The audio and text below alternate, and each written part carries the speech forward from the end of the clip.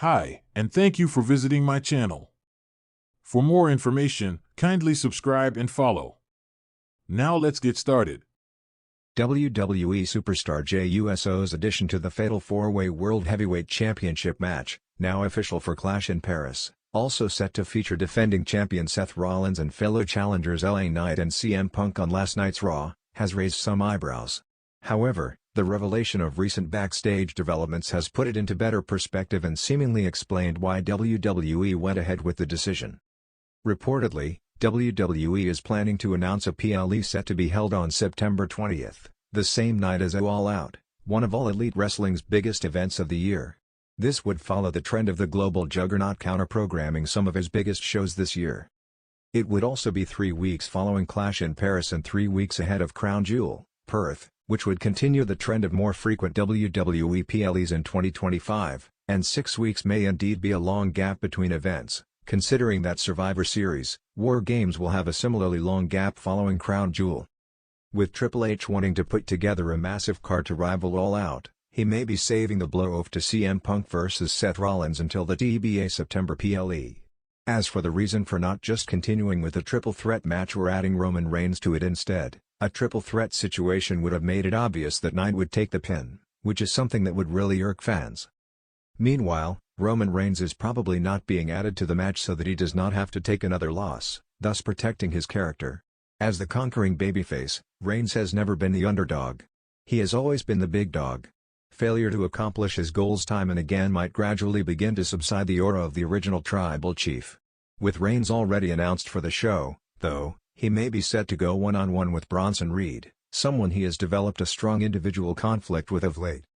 Inserting Jey Uso into the Fatal 4-Way keeps him hot and mixed up with top stars on Raw and in the biggest story on the brand. It also sows the seeds for War Games in November, if WWE is planning to keep the match exclusive to Raw and obviously set on the conflict between the Vision and those who seek to deter its manifestation. Additionally, the Yeet Man has yet to receive his rematch for the World Heavyweight Championship and also has a big recent win to his name, pinning Bronson Reed at SummerSlam in the tag team match that also involved Roman Reigns and Braun Breaker. When was the last time Jey Uso was in France for a WWE PLE? Even the last time Jey Uso was in France, for Backlash 2024, he challenged for the World Heavyweight Championship. He wrestled Damian Priest for the title after winning a multi-man qualifier for the #1 contendership, with an injured CM Punk having aided the Yeet Man and costing Drew McIntyre that opportunity on the Raw after WrestleMania XL. While the Judgment Day eventually cost him the title match, the night is best remembered for perhaps the greatest crowd in the history of WWE, showering everyone with amazing reactions, from the crowd singing along to Cody Rhodes' Kingdom to the famous Il est vraiment chant for AJ Styles, and the way they were the perfect audience for the main event. In a year when we have had some incredible entrances, Jey Uso's entrance to open that show, just weeks after WrestleMania 40, was voted the best one of the year. It was a moment of pure magic and, in many ways, instrumental in the real-life Bloodline member receiving a true main event push earlier this year.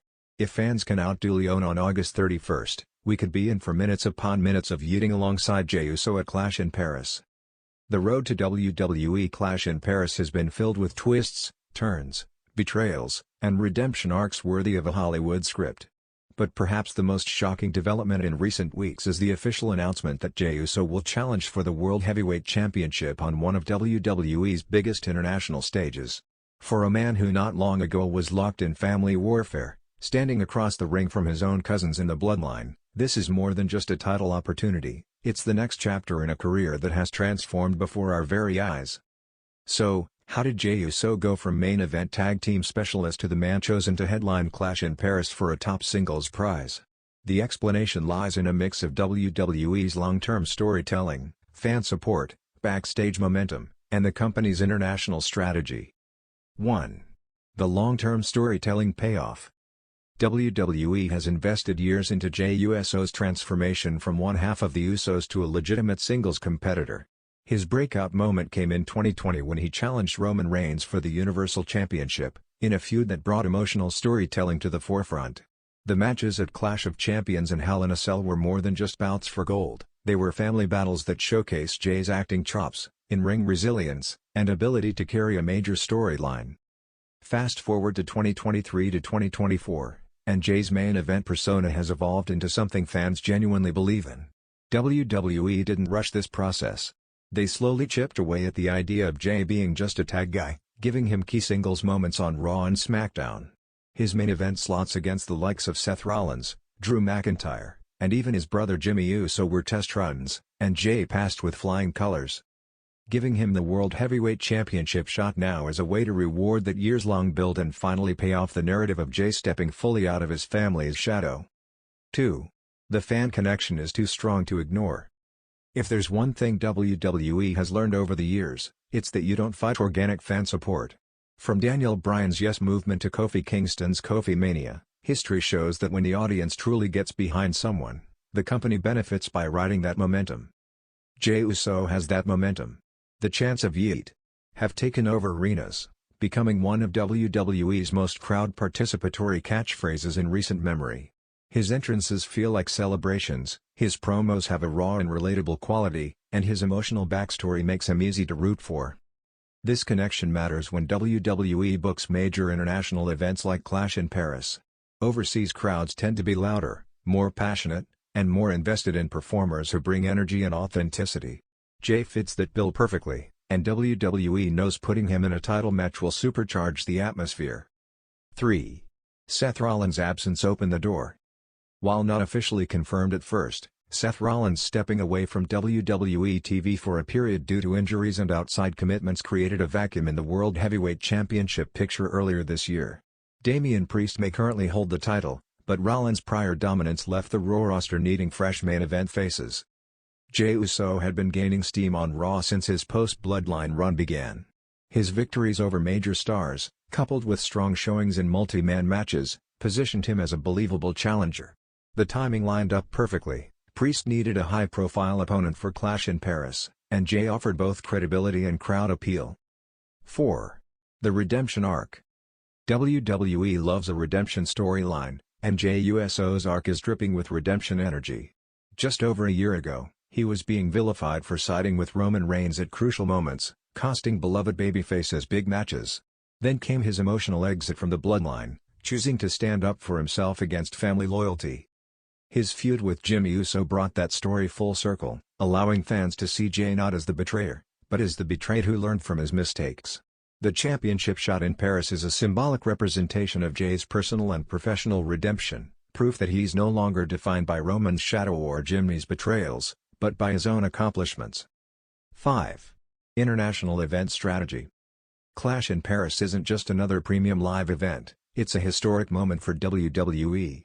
This will be the company's first major PLE in France, and management wants it to feel big, fresh, and culturally impactful. That means booking matches that can create unique crowd reactions and deliver memorable moments. Jey Uso, with his infectious crowd interactions, is tailor-made for this environment. French fans are known for embracing energetic underdog babyfaces, something we've seen in their reception of stars like Sami Zayn. Giving Jey a world title shot abroad ensures the event feels unpredictable and special, as opposed to running a recycled matchup fans have already seen repeatedly in the US. 6. Backstage trust in Jey's big match ability. It's no secret that certain wrestlers earn the reputation of being big match performers, stars you can trust to deliver when the spotlight is brightest. Over the past few years, Jey Uso has quietly joined that club. Whether it's his main event matches against Roman Reigns, his high-stakes encounters with tag teams like the New Day, or his recent singles bouts on Raw, Jey has consistently shown he can hold a crowd's attention for 20-plus minutes and tell a compelling story bell-to-bell. WWE Creative reportedly views him as a safe bet for delivering a world-class performance in Paris, regardless of whether he wins the championship. 7. The possibility of a shocking title change. While most fans expect Damian Priest to retain the World Heavyweight Championship, WWE thrives on keeping audiences guessing. There's a small but real possibility that Jey Uso could actually walk out of Paris with the gold, especially if WWE wants to pull a Kofi Mania-style upset that fans will remember for years. Even if Jey doesn't win, booking him in the match plants the seed for future opportunities. It positions him as a credible contender moving forward, rather than someone who only competes for mid-card titles. 8. The marketing factor.